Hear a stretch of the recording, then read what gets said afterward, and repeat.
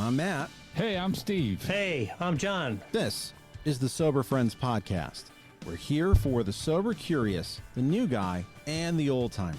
We're here to talk about the stuff anyone looking to live alcohol-free has to face day to day, and how we overcame those struggles.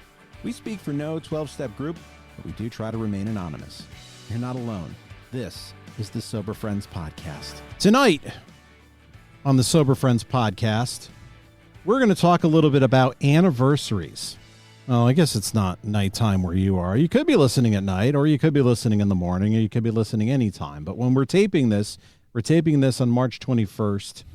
And the reason we're doing that is, well, it's when we tape, but I'm saying it's March 21st because that's when my anniversary is. So today, as we're taping this, I have 10 years sober. And I will tell you why it's kind of a big deal to me, because I just and a lot of times felt less than having less than 10 years. It made me feel like a new person.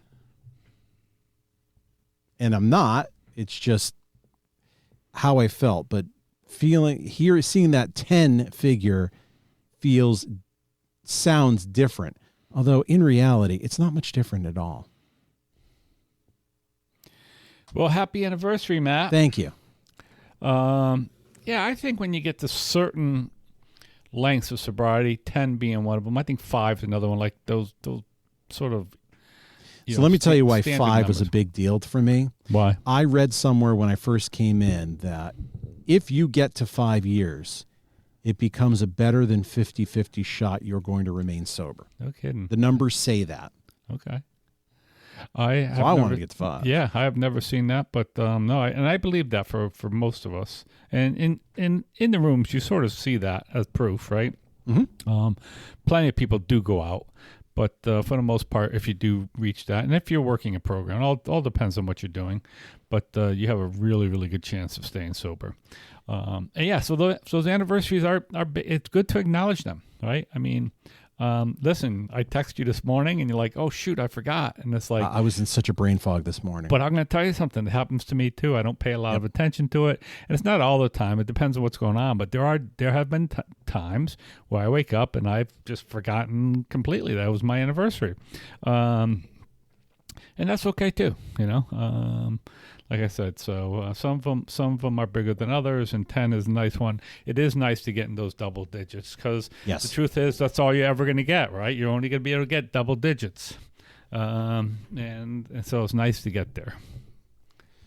So the reason that I'm bringing this up is less to celebrate me, but it's an opportunity to talk about anniversaries in general. Why is it important for anniversaries? If you're a member of a 12-step group, why is it important to get a chip? These things are not about you. I'll take that back.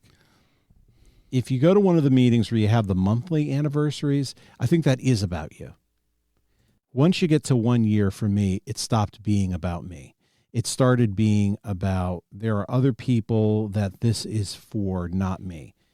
I'm a role model to show you I could put together a year or 5 years or 10 years that shows the new person who is shaking and baking and is thinking about how am I going to get through a weekend sober, that it is possible, that you can put through periods of sobriety that are lengthy. You can get through this and you can get to that point. That is the beauty of recognizing them and then seeing them, letting people know that it's possible, letting people know. And that's why it's important for us in the 12-step program to go to meetings and to not only go to meetings, to share at meetings. You and I talk about it all the time, is that not only do we go to meetings, but we share in meetings. And some people think, oh, I don't need to share, I don't have anything to say or whatever. But I just feel differently. I know, like I said, we've talked about it, that I should go there and share some stuff and share about, in a reasonable manner, about whatever the topic may be or whatever I'm going through, right? Depending on what's going on. Because if I'm going through something, that's way more important for me to share on that than it is on the topic, right? I tell people that all the time. But it's good to go there and share that and talk about it. And that's really good because we do have a few guys, one guy in particular who's been coming to Monday night, who's only got 4 months or something. And it's nice for us to get up there and show that we can do it. And it's just a way for people to acknowledge it, right? It really is. And then not only that, but there is some acknowledgement of, oh wow, look at this guy's got 22 years or whatever, 25 or 30 years, and they're still coming to meetings. Why are they doing that, right? That's the other thing. That's the other thing you get on, like, why are they doing that?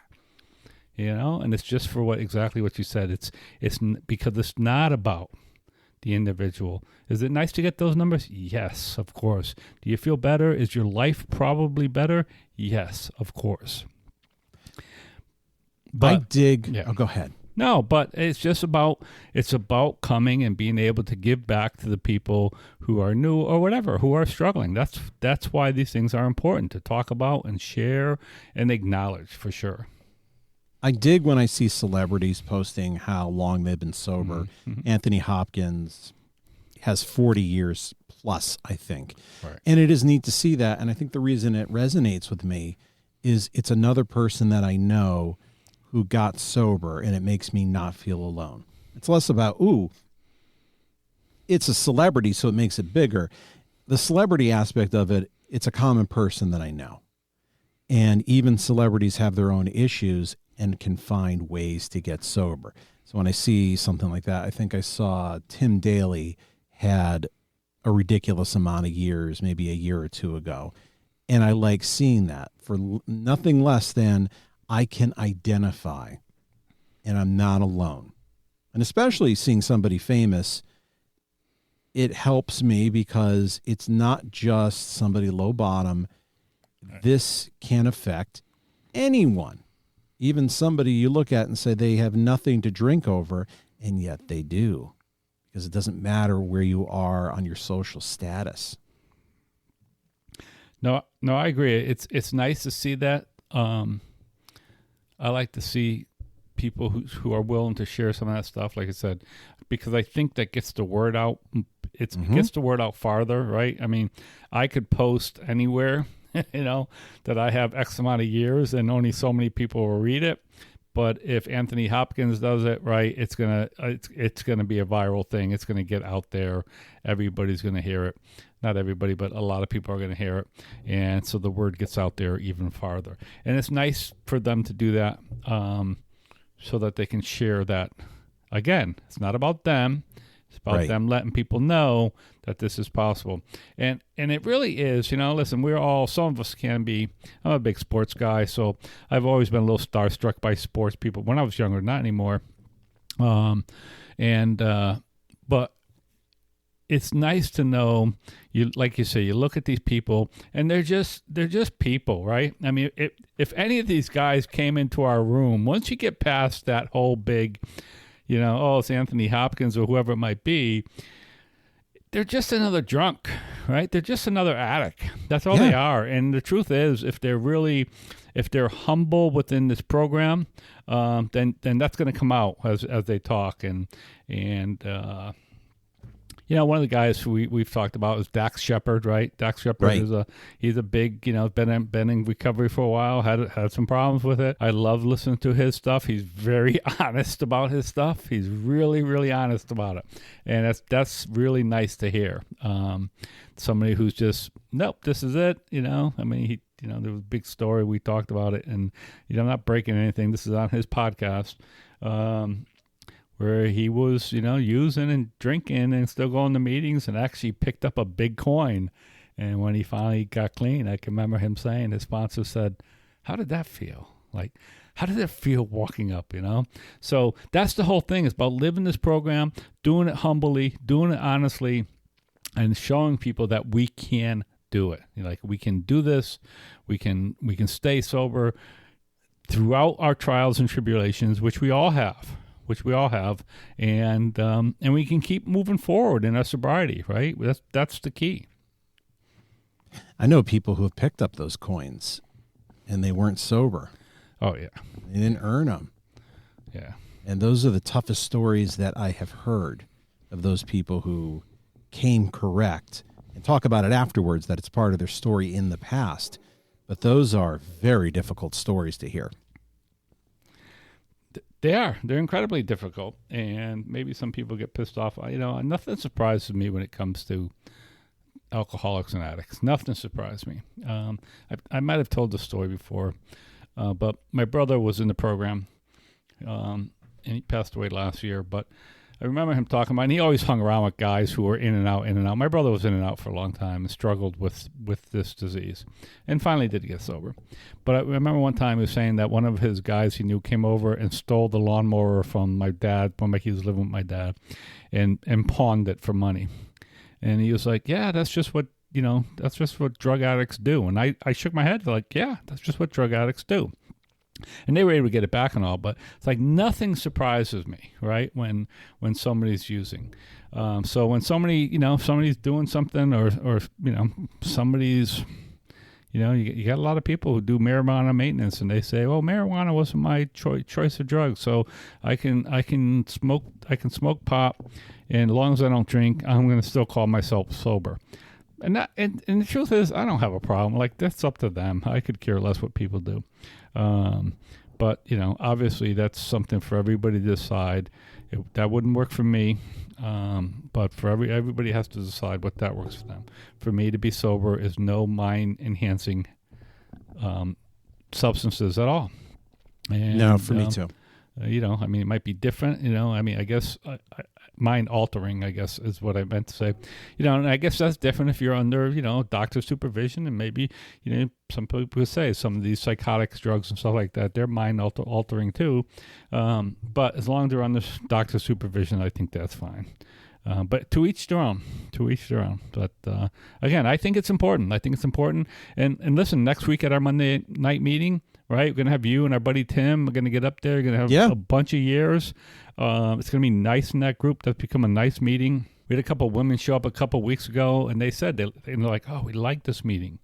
We're going to come. They go to another meeting out in a town, on the other side of the river, and they said, we're going to alternate. We're going to come here once in a while. We're going to go there. She goes, well, we like that. And I love hearing that, right? Yeah. I love hearing that. So hopefully they'll be there next week when you get your coin and Timmy gets his coin, and because that's nice to see that, listen, these people have great sobriety, and, keep coming. You have any idea where sobriety coins started? I do not. That's a good question. So I'm going to Wikipedia. So take it as that. Yeah. That the use in AA, according to Wikipedia, is that it's believed to have originated in 1942 in Indianapolis. The man who began the Alcoholics Anonymous section in Indianapolis, Doherty S., is thought to have started the coin tradition. And there's a Portland, Maine group that began a tradition of using colored poker chips to mark sobriety. Mm-hmm. And it just kind of came about. So this is not something that started back when. It's not a Bill W. thing. No. There's nothing about chips or coins in the big book. And I know other fellowships do other things, like there's the keychain in Narcotics Anonymous. Mm-hmm. Frank, who has passed away, Frank C., used to mail people their chips of people that he knew, friends of his. And he would get these very ornate ones, and he would mail it to make sure that they received it in the mail on that day, because Frank was that type of person. When I say that type of person, he was accurate. Right. I could see him being that, like, I'm going to figure out if I drop it in this mail container this day, it will get there on this day. And he was like a person of routine. Mm-hmm. That if you're on the Frank list, you will be on the Frank list forever. And I look at that as another great reason. Again, it's not necessarily just about you. It's a way of fellowship that we celebrate together. It's a giving thing. Yeah, and that's interesting. Like you said, there's a lot of different coins out there, right? And I have a friend who is involved with some people in this program who always get these really nice coins. And I'm talking about they go out and spend $30. Yeah, I've seen them. Right, on a nice, beautiful coin. I would never do that, right? Just that doesn't I have mean no anything. interest. Me too. I just don't. But some people do, and that's fine, and I'm okay with that. I really am. I'm okay with that. If that's what they want, if it's that important to them, they want to show it off, they want to have that much pride in it, absolutely. To me, I don't. I don't keep a coin on a key ring. It's down. I have a desk down in my basement in the finished side, which has all my AA stuff in there. Like there's AA books. All my stuff is down there in case I work with somebody. And that's where my coins go. The only thing I like to do with my coin is when I can remember, and I just forgot to do this recently with somebody, I like to pass on. I always take 2 coins of the year. I take one from my Monday night meeting and one from my Friday night meeting. And I always like to pass on one of my coins to one of my sponsees. So if my sponsee has an anniversary and they're in the meeting with me, I like to be the one to present them with that coin. And I always try to remember to give them one of my coins, if I can. And if I have them. So, and I like doing that with mine, but that's the only thing I like doing with my coins. Otherwise they sit in a desk and I don't pay a lot of attention to them. Mine go in a sock drawer. Right. After I receive it, I'm not really sure what to do with it. Right. Which is why I understand if you have a relationship with somebody, it's a neat gift to show you care to give a more ornate one. That I understand. Yep. And I will tell you, if you get me an ornate one, it's going to go in that same sock drawer. Right. So in some ways, the dingy ones that are the bargain basement ones that most meetings have is good enough for me. Not only that some of these things have been around the block many times. Like they're like any type of coin. They're dirty. They have all kinds of dirt on them. They're not clean. And they're not always brand new, because a lot of times people will turn it in. Like I have a collection now. Like I said, and I keep mine. I keep 1 or 2 of them just to be able to give them away. But otherwise, I've always turned my stuff back in. I don't take any more than that. But a lot of people, they do. A lot of people when they get a coin, they'll turn in last year's coin, right? That's what they do. They'll trade it in for the new one. So you have these coins that are recycled, and they're just, like I said, they're just like money. So it's a cool tradition. It's interesting to see. I never even thought about where it started, because it's not an AA tradition. A lot of times people will say when they give out coins, this is not a tradition of AA, but it is a tradition of this meeting to mark lengths of sobriety with coins. And so it's pretty interesting to see where it came about. And, there's no reason to discount that, it wouldn't be in Indianapolis. Like, who knows where it came from? So I'm sure there are some stories out there about where it came from. Anything we're talking about AA stories, if that's the legend, there are probably 20 unwritten legends. Mm-hmm. Like this would be a great Bill Shaber question. It would be. Bill, where did they really start? And he'd be the one to say it wasn't Indianapolis. It was really Oklahoma City, or it was Cleveland. That, there are the myths, and then there's the truth. And in AA stuff, the two are rarely the same. Yeah, oftentimes not. It's like the hamburger. And we live in Connecticut. In Connecticut, there's a place in New Haven that claims they invented the first hamburger. That's one of those things that several other places around, like, no, they didn't do it. We did it. Is that Louis Lunch? Yeah, Louis Lunch. Yeah. Yeah. But yeah, that's supposedly the place that ever put the first hamburger together. Who knows what's correct? But I'm not sure it matters, because it's a big tradition in many meetings, and I think most people, certainly in our area, I don't know that anybody isn't offered a coin. Put it that way, isn't offered a coin on their anniversary, right? I mean, most meetings that I go to have some type of ability to give out coins for people who celebrate lengths of sobriety. Some meetings it's only for members, right? And in the AA tradition, the reason that you put your name in a book is not that makes you a member, but it's an organizing way to remember to give you your coin, right? Because if you if you believe that you are a member of the group, you're a member of the group, whether you write it down or not. This is not the type of organization where we have contracts and paperwork. It really is, because we had this fight at the Thursday night meeting about this or that, or this is a member or they're not a member. It was some stupid thing where people are yelling back and forth. And one of the old timers raised his hand and said, it doesn't matter whether your name's in the book or not. If you believe that you're a member of the group, even if you have come in and you've been here for 5 minutes, you're a member of the group. Yeah. That's how it works. And, because your only requirement for membership is a desire to quit drinking, which is why it always, so we got this old timer here. His name is Chip. And he has been going to this meeting on Tuesday night for 25 years, maybe 30 years at this point, every single Tuesday. He doesn't consider himself a member of the group and has never put his name in the book. And when they have the business meeting, he leaves. Right. Dude is a member of the group. Yeah. If you're going every single week and I can rely on you're going to be there, you're just being a stubborn old mule.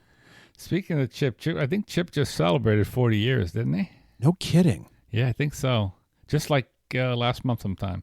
I was hoping he would show up because he was coming to our Friday night meeting for a long time, and now he started going somewhere else. And I was hoping he would pop in. Matter of fact, I'm gonna have to give him a call. Now that I think I'll have to give him a call and check in on him, see how he's doing. But yeah, I believe he celebrated 40 years just recently. So yeah, if you listen to this and you live anywhere near Hartford, Connecticut, you know who Chip is. Yeah. He's one of those guys that everybody in the state knows him. Right. Or knows of him.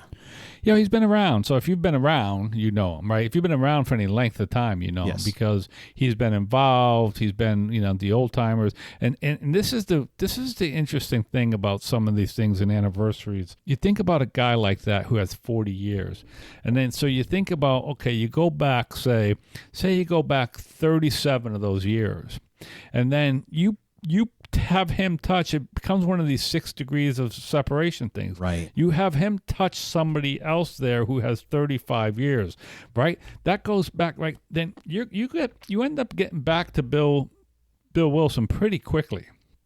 You know what I'm saying? It's like, it doesn't take much. So, you get these touches of people like Chip who've been around and some of these other guys, mostly like that Thursday night meeting has some huge sobriety guys in that one. They get back there and they touch some really old timers. And even in the local area, guys that I don't know, I hear these names, everybody knows his name. I don't know these people personally. But you start going, that's so, this guy, that guy, guys who were around forever and who did a lot to help the new upcoming, struggling alcoholic. Back in the day when it was, you get in the room, you just shut your mouth, and you sit down and listen. Yes. You do what you're told. Like, you do what you're told. And but these guys were tough, but man, they took care of you, and they helped a lot of people. Think about all the people that Chip has touched and helped in his 40 years of sobriety. So, and that's why it's important to sort of acknowledge that. And that's why it's important to go. Like I said, Chip was coming to the Monday night meeting and going to the Friday. Like, it's important to touch base with those guys and see, and like, oh, this person is still doing this. And still active and still taking sponsees. Still taking sponsors, less than he used to, and certainly doing less service work than he used to. But that's okay. That's okay. This person's 80 years old. Something, Yes. So yeah, it's okay that they're doing less work. But he shows up all the time, drives himself to meeting, he goes there, he shares. If you need somebody to talk to, he's available to talk to. And if you need a sponsor, I'm sure he'd be willing to sponsor you. He probably is not willing to sponsor a lot of 20-year-old guys anymore. Probably doesn't have that type of energy, But maybe if somebody who has some sobriety is looking for a sponsor, somebody to talk to, somebody to have to be around, he could be the perfect guy. This is a guy who I saw sponsoring a lot of 20-year-old guys. And right. guys. Oh, he did for a long time. It was always a weird thing to see that. I agree. all the 20-year-olds are all around him, this old codger. I agree. I mean, I used to see some of the people he was sponsoring and go, man, that's kind of right. Like this old guy is still sponsoring a lot of these guys, you know. Like I said, I think that's waned a little bit, but he's done his share. He's done his share. I like his talk track when he talks about why he stepped back from things, and his talk is other people have to step up. Mm-hmm. I've done it. I have to make way for other people. Yeah. And I like the old-timer attitude of that. Like, he is not one of those people, you know, shut your mouth. His mindset is, are you brand new? I would rather you open your mouth than me because I need to get to know you. You need to share more than me because you need the relief. That's who Chip is today. Yes. You're right. I'm not sure if that's who Chip is. I right, only 30 knew Chip years the ago. last 10 years. But right. That is who he is today. And there's no question about it. You know, that he wants to hear what the newcomer says. He wants to hear. And it's true. And listen, I feel the same way. I sit back on a lot of things. I don't mind doing service work. I don't mind speaking if there's speaking engagements to do. I don't mind doing a lot of the service work. But I do think it's important that other people do it too. Not only newcomers, but other people, even with some time. I think it's very important, and I think it's very important for the health of a meeting to make sure that service work is being spread around, so that other people can do it. Yeah, you can't have institutional knowledge. You can't have that concentrated in one person. And there are plenty of meetings like that. But the healthiest attitude is, if you have some time, do something to share with somebody newer or less experienced so that can live on. And I think I am just thinking about this talking now, the whole idea of if you're getting that chip, the second question should be, who have you touched during that time? What impact? Okay, you got a 10-year. Because I've seen people who get like 29 years and their sobriety is not what I would want for myself. Right. Time does not equal quality of sobriety. No. I have seen people who have 6 months sobriety who I would be jealous of. Absolutely. But, okay, I've got this coin. I want to think about, what impact did I make? How did I help somebody else in this time? And did it exponentially grow every time I get a chip? I don't know how well I've done with that every single time, but it's aspirational. You bring up something really good about, like, we just talking about how, you know, maybe it's not that big of a deal. It's nice to do it for other people, but it might be a great time to pick up a chip and reflect on, hey, what have I done the last year? Yeah.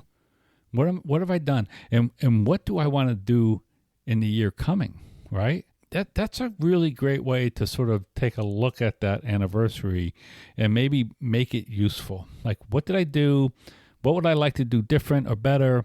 One of the things, because I've talked about recently, like, I'm GSR, and I've talked about maybe doing a little bit more GS. Last year, all I did went to meetings, took notes, picked up flyers, didn't do anything. And this year, I'm feeling like, okay, maybe I should do a little bit more. And I have done a little bit more. But that's a great way, I think, to look at it. You know, what do you do around? If you're out there listening to this, yeah, get in touch with us. Send us a note. I was like, here's what I do. Here's how I celebrate my anniversary. Here's how I put it to work. Give us some feedback and some ideas as to what you do with that, so that maybe we could talk about it on here and start some new traditions for new people. Mm-hmm. This is why I like to go to meetings outside my area or hear about it. Like Mark S. on Recovered talks about the table meetings that they have. There are some groups that have cakes and celebrations and stuff. Where I go, it's much more low key. You got a chip. But I am interested in what other people do, because although you follow the 12 steps, meetings are radically different. Even if it's a speaker meeting, the nature of the speaker meeting is so radically different, and there are different regions. If you're in a different country, what do you do differently? We have heard from people who are overseas. Yeah, that would be a good one. Matt at soberfriendspod.com, Instagram at soberfriendspod.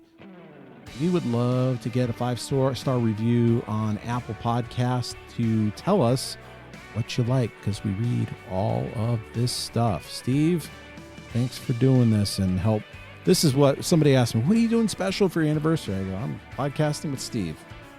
That's it. I'm trying not to kill somebody today. So I did that, barely, but yeah, I was successful. I go, I didn't kill somebody today when I wanted to. That's my line. Yep. All right, Matt, have a great night. Yeah, and everybody, will see you next week. Bye, everybody. You made it this far into the podcast. That tells me you're a pretty big fan. If you like what we do and you find value in the podcast, consider a donation at buymeacoffee.com/soberfriendspod. Your donation keeps us on the air to help out the new guy and helps us defray some of our costs. If you find value in our podcast, please consider a donation at buymeacoffee.com/soberfriendspod.